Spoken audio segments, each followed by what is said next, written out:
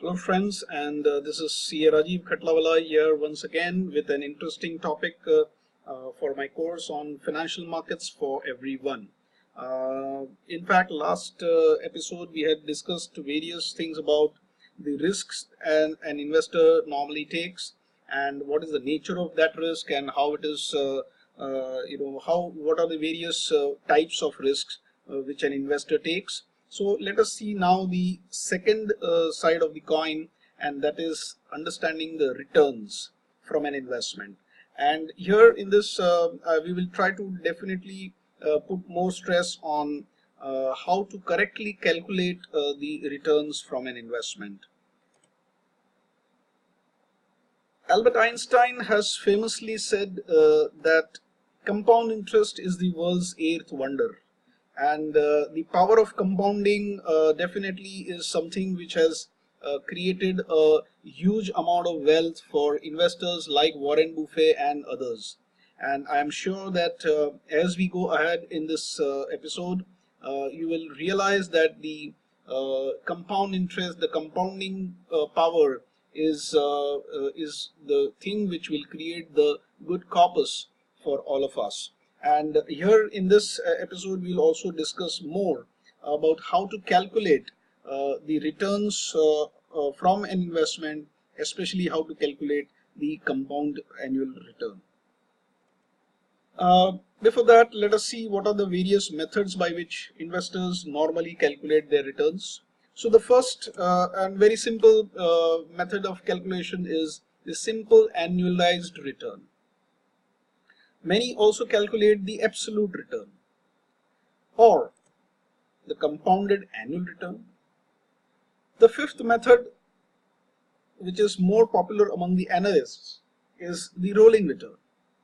And also many calculate the year-on-year returns. So these are the various types of, broadly, these are the various types of returns which normally investors will calculate. So let us try to understand how they are calculated and what are the difference between these two. So let us say the stock price of Apple in 2013 was $60 per share. In 2018 April, the stock price is 165. So the returns will be calculated in different ways. So the first, let us take the simplest one, and that is the absolute return. Absolute return is nothing but 175%. How do we get that? It is nothing but the difference between 165 and 60, that is 105, divided by 60 multiplied by 100, so that we get a percentage. And that value, if you have already taken up your calculators, you will realize that value is nothing but 175%. So that is called the absolute return. This absolute return is over a period of 5 years, because that is, we are talking about from 2018 and 2013. The differential is 5 years. So 175% gain in a 5-year period would equate to a simple annualized return of around 35%. Now this may or may not be correct. So let us calculate the third one, and that is the compounding annual return. And that is 22%. Over the next few slides, I will be also discussing an Excel sheet which will actually calculate the return, the compounded return for this investment. So how do we arrive at this 22%? That we will discuss. The fourth return is the year-on-year return. You will observe these are actual, based on the actual figures. So in the first year, Apple Incorporated gave a return of 40%. It means that the day we invested in April 2013, the next 1 year, April 2014, we got a return of 40%. In the subsequent year, we got a return of 49%.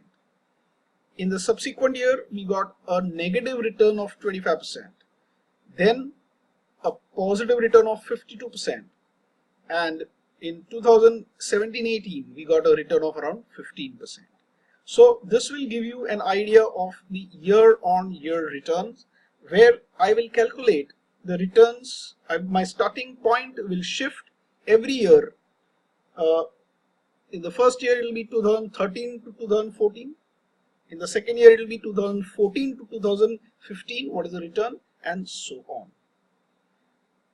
Now, just opposed to that, there is a calculation of rolling returns, and that is, I start with the year 2013. In the first year, my return is 40%. In the second year, my cumulative return, that is the return of 2013-14 plus 2014-15, my cumulative return is 108. That is the rolling return for 2 years. Similarly, for the third year, my rolling return is how much? It is around 57%. You will have noted that the rolling return for the third year has fallen, and the reason is that in the third year, the normal year-on-year return was negative. That is, the stock prices would have fallen in the third year by 25%, and that is why your cumulative return up till the 3-year period, for the 3-year period, the rolling return is 57%, which is lower than 108%. So rolling returns are calculated in this manner. We will discuss, especially as I said, we will discuss more about the compounded annual return in a subsequent slide. But before that, let us also discuss what are the other types or other methods of calculating returns which generally an investor will look for. The most commonly discussed return concept is the real return. Now, what is the real return? It is nothing but the returns which an investor gets after taking into account the inflation. So, let us say if the inflation in US was an annualized 4%, then the real return from Apple was 22% is the compounding return, remember, minus the inflation, that is the 4% per annum. And therefore, my real return from Apple stock would be around 18%. Similarly, we have other concepts of returns. One of them is called the risk adjusted return, or RAR. Basically, it is nothing but computing the returns which an investor gets per unit of risk taken. So my returns for the risk taken. It is possible, for example, that I may get a very high return in a particular stock. I may get a 50% return, but for achieving or getting that 50% return, I have taken a very high amount of risk. Whereas in another investment, I have got a return of only 30%. But for achieving that 30%, my risk which I had taken was relatively less. In this scenario, what I will calculate is not just the figures of the returns, that is 50% vis-a-vis 30%, but I will calculate the 50% for the risk taken for achieving that 50% vis-a-vis 30% divided by the risk for achieving that 30%. In terms of portfolio theory, the risks are defined broadly in two ways. One is the standard deviation, and the second is the beta. Right now, for basic understanding, we will discuss only this much, but later on, as we go ahead, we will discuss more about the risks. Relative return. Relative return is nothing but returns from a particular investment compared to a similar other investment. For instance, we just saw that the compounding return from Apple stock is 22%. Now, if I want to compare, if I want to have a relative return calculation, then I will calculate that what is for the similar period had I invested in Google, what would have been my return. Assume that for the last 5 years period, Google as a company, as an investment, gave me a return of 23%.